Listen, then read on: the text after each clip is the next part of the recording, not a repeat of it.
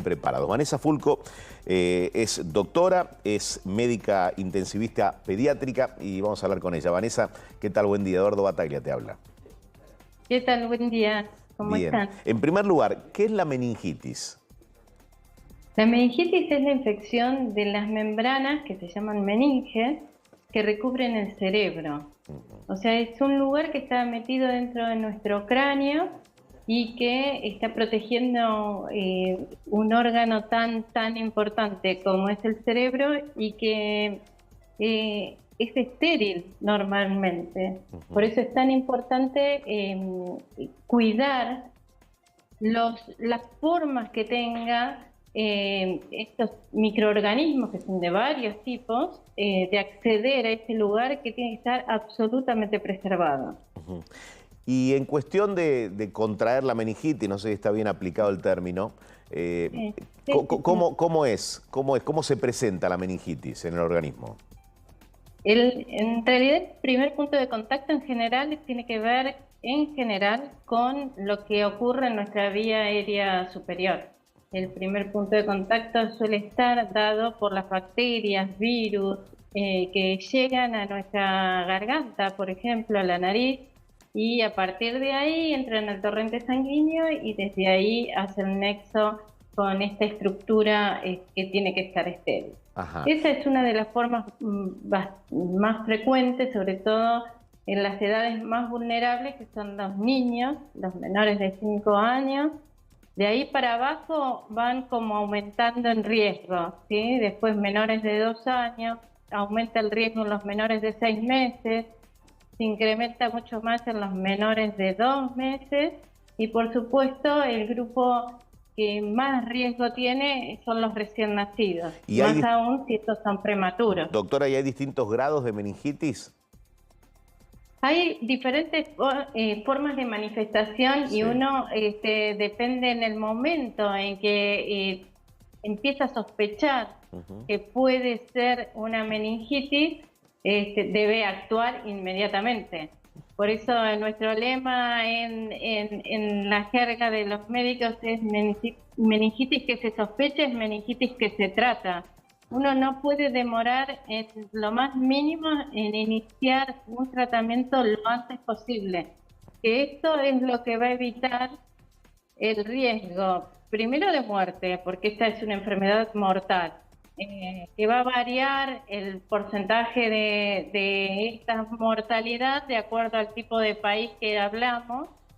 Hay diferencia entre los países desarrollados y los no desarrollados, pero sobre todo también está muy puesto el hincapié, y sobre todo en estas campañas como están informando ustedes, en disminuir las secuelas que deja la meningitis, que son importantes y son permanentes, como la sordera, la amputación de algún miembro, la discapacidad neurológica.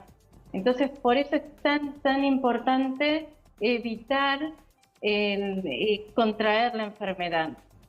Vanessa, buenos días. ¿Cómo estás? Nadia te saluda. La meningitis puede ser contagiosa, altamente contagiosa. ¿Quiénes son más propensos a contagiársela? Y se puede ser también a través de insectos, escuché. Bueno, mira, con respecto a si es contagiosa, sí, es altamente contagiosa, sobre todo las bacterianas. Nosotros tenemos como muy asociado el tema meningitis con las bacterias, con la bacteria de la meningitis, que es la Neisseria meningitidis o meningococo, como solemos llamarlo más sencillo, el neumococo, el Haemophilus e influenza. Estas son las bacterias que más frecuentemente nos afectan. Y estas sí son altamente contagiosas por estos mecanismos que te comentaba previamente, que es el contacto de nuestras secreciones respiratorias con las el que tenemos cerca. ¿Qué significa tener una persona cerca o que sea un contacto muy estrecho? Que permanezcamos por 8 horas por lo menos a una relación cercana, no más de 3 metros. Vale decir que si un chico en la escuela comparte el aula con alguien que tiene meningitis, que pasan varias horas juntos y en una relación muy estrecha, compartiendo cosas que generalmente los chicos no tienen esta delicadeza por ahí de no compartir lo que se llevan a la boca. Este es un contacto estrecho y este está muy propenso a contraer la enfermedad si el que está al lado no está tratado, por lo menos por 24 horas de tratamiento antibiótico. Doctora, quiero volver sobre algo que me parece muy importante que ha dicho, que es no demorar la consulta. ¿Podemos repetir a qué hay que prestarle atención y cuándo consultar, en qué momento uno dice, bueno, esto no debo esperar?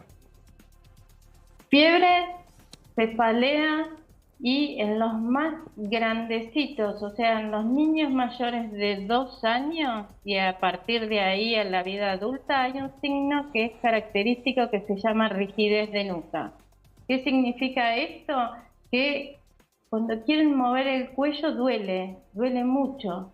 Y esto, a medida que va avanzando y progresa la irritación de las meninges, hace que adopten una posición que directamente después cueste muchísimo mover el cuello. Entonces, cefalea en alguien que no la tiene, acompañada de fiebre, 38 grados o más, y esta sensación de rigidez de nuca es motivo urgente de consultar a un médico. O sea, ¿qué podemos hacer antes? uno o varios síntomas merecen que uno vaya a una guardia o consultar al médico personal, aunque después se descarte que sea meningitis, pero puede llegar a ser otra enfermedad.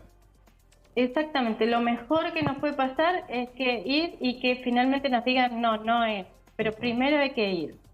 Y antes de llegar a esto, que sería la clínica como muy característica, los otros signos más incipientes podrían estar dados por la fiebre, que en general es un signo cardinal.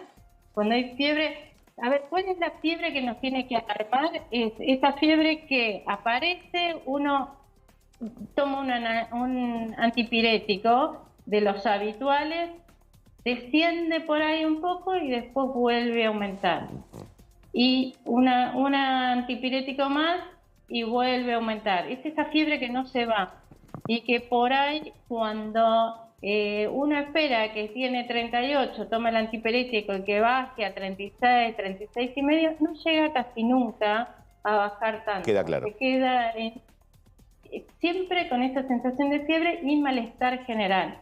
Sí, ganas de vomitar. Algunos llegan a vomitar y a vomitar mucho y no tiene que ver con lo que comieron, que eso es algo importante que discrimine la familia o quien esté acompañando a quien está con estos síntomas, de pensar si ese vómito no tiene relación con la comida. Ese es un signo de alarma importante. Doctora, en los más chiquititos, en los menores de 1 año, que no se puede por ahí expresar verbalmente, hay que tener en cuenta la característica de su llanto.